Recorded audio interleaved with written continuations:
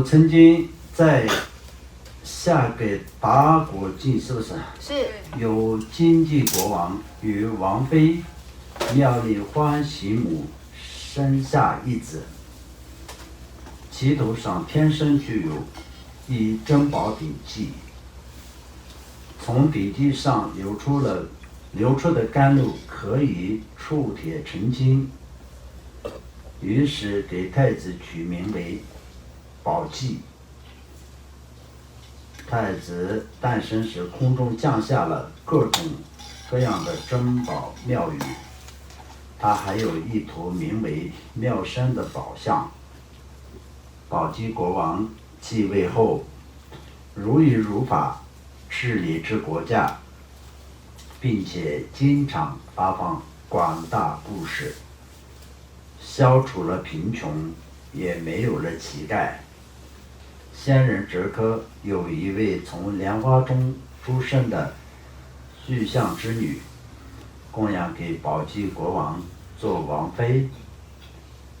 她生下一子，与宝鸡国王完全相同，取名为莲髻。以此国王广信布施，宴请止科县人、南人国王等诸多人士。当时第4天，为了观察国王的逸乐，发现韦罗刹从护摩火中出现，来到国王面前乞讨饮食。国王给了他各种美味佳肴，都被他拒绝了。他微笑着说：“我需要刚刚宰杀的动物的温热血肉。”国王有点为难，心想：如果不损害众生，则无法得到那样的血肉。可即使舍弃自己的生命，也不能损害其他众生。但若不施予，这罗刹也会深感失望。只该如何是好呢？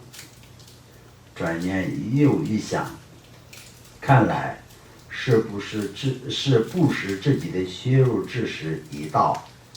于是说：“我将自己的血肉给你吧。”众眷属惊慌失措，万分焦急，百般劝阻，却未能阻止。国王用针刺自己的细筋脉供罗刹饮血，一直饮到他完全满足为止。之后，国王又割下自己的肉给他吃，一直吃到血如白骨为止。众眷属十分悲痛，尤其是王妃，因悲痛过度昏倒在地。当国王还未丧失意识时，第10天无比欢喜地说：“我是帝释，不需求血肉，请终止布施吧。”说完，必取出天人的甘露加持国王的伤苦，国王也便恢复日出了。后来，国王将妙身宝象赐给了大乘法车。当时马日子仙人有一位以德称宾的弟子来了，国王对他十分恭敬，做了广大布施后问道：“您需要什么？”“我在上师跟前学习了吠陀与报答师尊的恩德，他老人家限于年迈，无有逝者扶持。我想供养上师逝者，需要你的王妃与王子。”国王应允了，他便将王妃与王子带回去供养了上师。南人国王什么？酷爱。酷爱那头宝象。什么？酷爱那头宝象。酷。非常非常喜欢。男人国王酷爱那头宝象。宝象，然后返回自己领土后，派人送信。派人送信什么意思啊？就是派人送信。啊，然后呢？告诉宝鸡国王，必须将宝象给我。必须将宝象给我。哦，宝象啊，宝鸡国王说：“我已将宝象给婆罗米了，但他不听，并说如果不给宝象，就动用武力。随后调动大批军队。”宝鸡国王十分相信，感慨道：“因尊上的疼爱的缘故，连最亲密的朋友也瞬间变为仇敌。”心中思量：如果我率兵应战，很容易就能战胜，但这样必定会伤害许多众生，因此我应自己逃走。正在这时，4位独觉出现在他面前，说：“大王前往胜利之时已到。”然后依靠神变，带着国王弃了生命。哎呀，从这里我们看得到那个世尊的怎么说呢？那个前世有这么多的无数次的这个轮回的过程当中，做了无数次的这些，从小小的一个发心到最后有这么多的舍弃自己的生命感，舍弃自己的这个血肉作为这个布施的这些故事。那么我们从这里也可以学到什么呢？相当就是他可以放下自己的生命感、自己的血肉的情况下，那他的这个王妃感、他的王子这些当然就也是不算什么嘛，对不对？都可以放下了。然后同时呢，就是这个宝箱它已经真的不存在了，已经是布施给婆罗米了。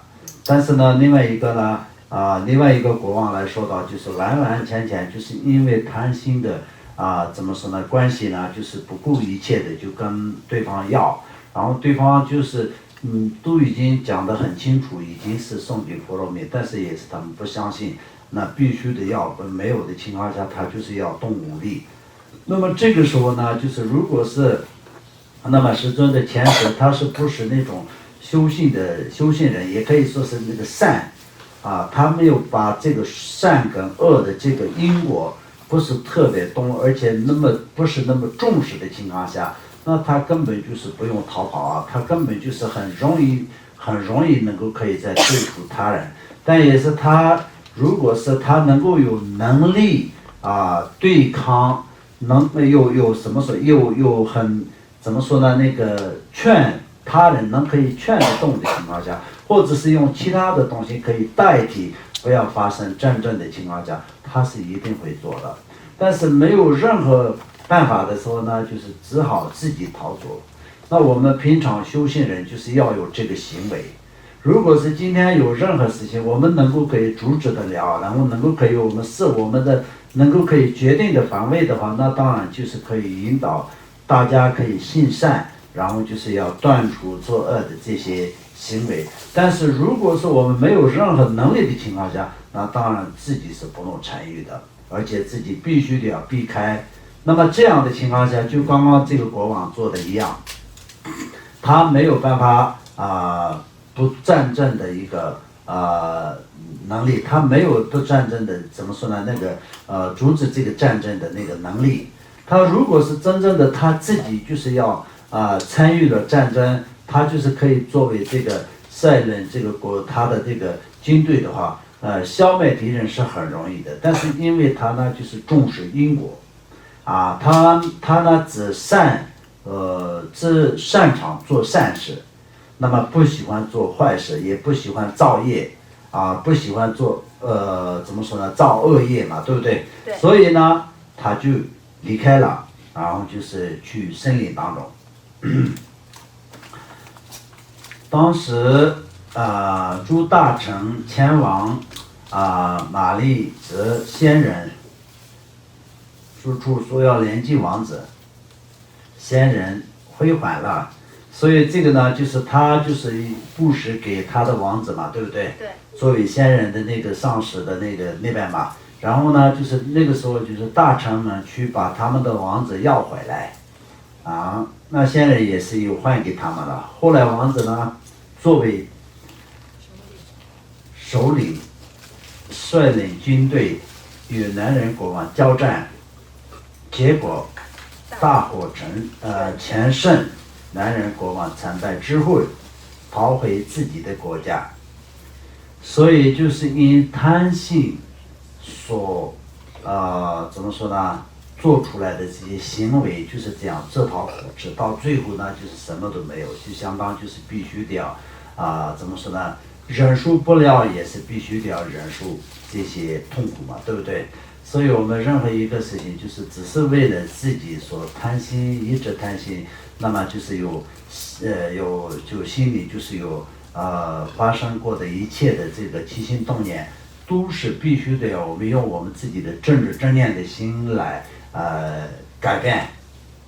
那如果是今天为他人所引起的，或者是为了我们就是修持佛法为引起的，主要是以他人利益他人为引起的一切的事情，都是好的，都是非常好的，非常善的。所以这个方面来说到，就是我们继续要加强的部分，所以不用阻止这个起心动念。因为当时南人国王品质恶劣，行为卑什么？卑鄙，导致他的发生了一场严重起饥荒。南人国王问诸婆罗门，如何才能有效消除饥疫与饥荒？他们说，若有宝济国王的顶记，则有效，引去所求。他可能不会给吧。众所周知，宝济国王没有不给的，任何东西他都会给。于是南人国王派遣一婆罗门前去所求。当时宝济国王正漫步观赏林苑中处，不知不觉走到了马日子仙人所在地附近。此时宝济国王的王妃正在林间寻找树根树叶，遇到一个猎人，猎人对王妃生起了贪爱之心，处境十分危险之势。王妃祈祷，宝济国王救救我，并失声痛苦。国王从远处听到他的声音后，前去查看到底发生了什么事。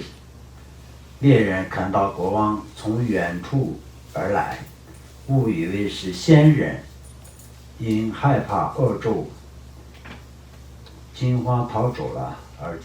国王看到曾经拥有国政、无比安乐，如今感受如此痛苦的王妃，十分悲伤，不禁感叹：呜呼！一切有为法，皆无可信于。这时，那这些可能不太需要特别多的解释，因为这都是故事嘛，所以就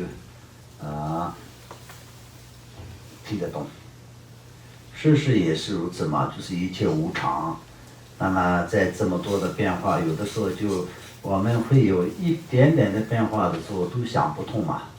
人类有的时候我们自己就是在每一个人自己身上、自己身边就发生了一点点的事情的时候，都是想不通，都是会说为什么这样，为什么这样？那有些人想不通就会选择自杀的也是很多嘛，对不对？实际上来说呢，这一切也是很正常的，因为一切法都是无常嘛，没有一个是可以可考的，也没有一个是永恒性的，所以就知道这些道理的时候呢，就是面对这些一切生活中的变化都是非常正常的。